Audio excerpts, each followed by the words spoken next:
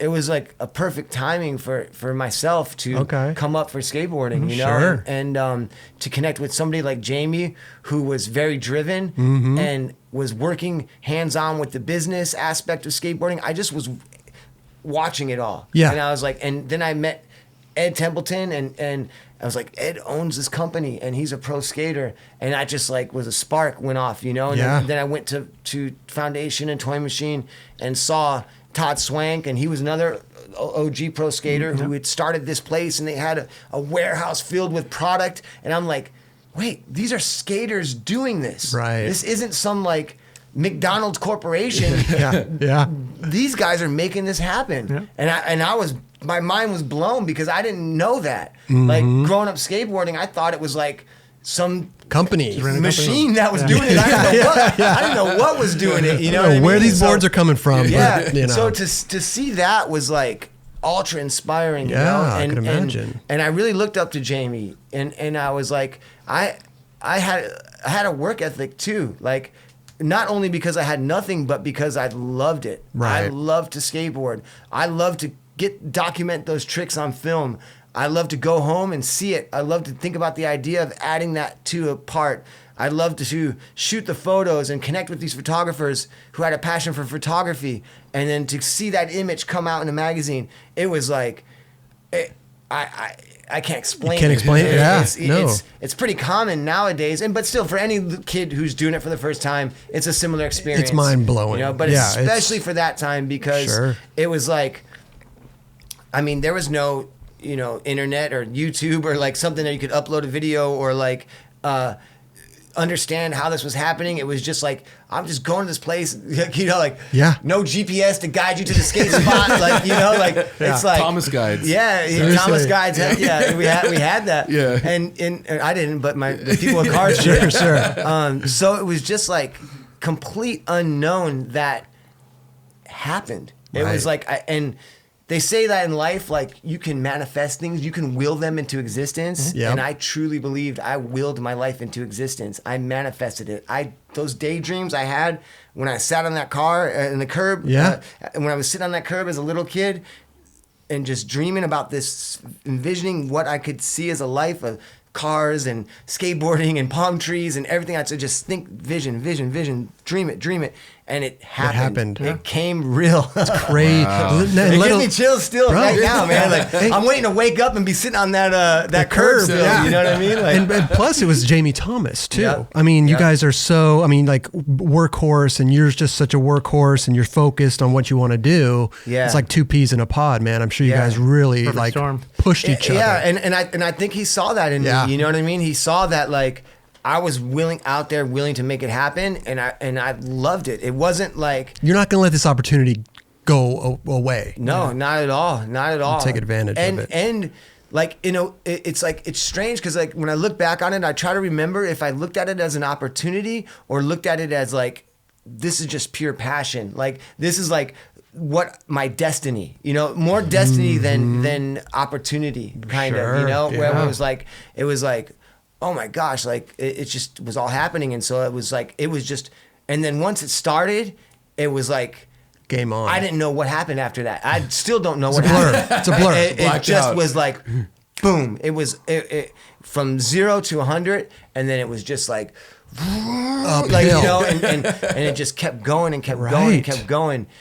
And then eventually, I think the same things that me and Jamie bonded over were what eventually pushed us apart. Interesting. Because you had filmed for the Welcome to Hell video. Yeah. Which I was in, by the way. We almost were in the same video, Muska. Let me tell you something. Almost. We're so close. You had a whole part? But so you were... I'm sorry. I saw on Instagram the other day, someone posted, I think it was Memory Screen. He's like, this is Muska's part from the Toy Machine video. Is that actually real? Yeah. It came out later on a DVD.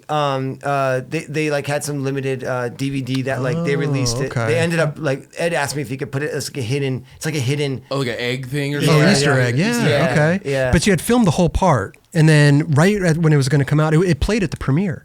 Your part played at the premiere. No. The video never showed up to the premiere. And that's why they'll still edit it. First of all, I didn't want my part to come out yet anyway, because I was hurt towards the end, and I wasn't. I wasn't happy with it. Okay. It wasn't my final part. I wasn't done with it. Were you gonna have last part? I wanted to. That was my goal. That was my goal. You Right. know. And I tail slid the Cardiel ledge in San Francisco. Okay, yeah. It stuck, and I tweaked my ankle really bad. And I was just like, one more month, just please push it one more month. And Jamie was just like, it's coming out. And I accepted it. Okay. Eventually, I was happy. I was like, okay, whatever. It's just a part. I'll be able to film more. And right. So fast forward to the premiere night, I'm hyped. At that point, I'm not bummed that's coming out. You know, originally I didn't want it to, but that night it was celebration time. You know what I mean? Like the video premiere, I'm on Toy Machine, I'm pro. Like, you know, like I was just like in my glory. That's every dream was all part of the dream. Was you're already pro. Yes. In that year. I think I was. Yeah. In that year. I was pro. Yeah. So you get on Toy Machine, and in that year you turn pro, and then now welcome to Hell I went Video pro Park. I guess I went pro for Maple. I guess. I think I did. I think I did. I can't remember.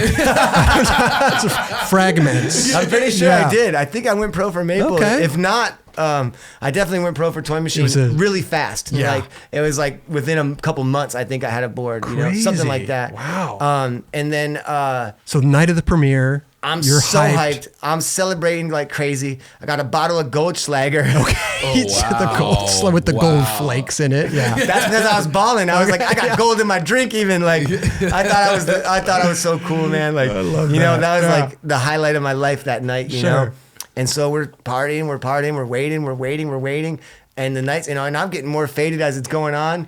And then like, you know, eventually the kids are like, what's going on? Like, what's up? Everybody's hitting me like because I'm with the fans. I'm like, yo, what's up? Like I'm with the homies. We're, you know. This is at the theater. Yeah, this is at the theater. You know, and we're waiting.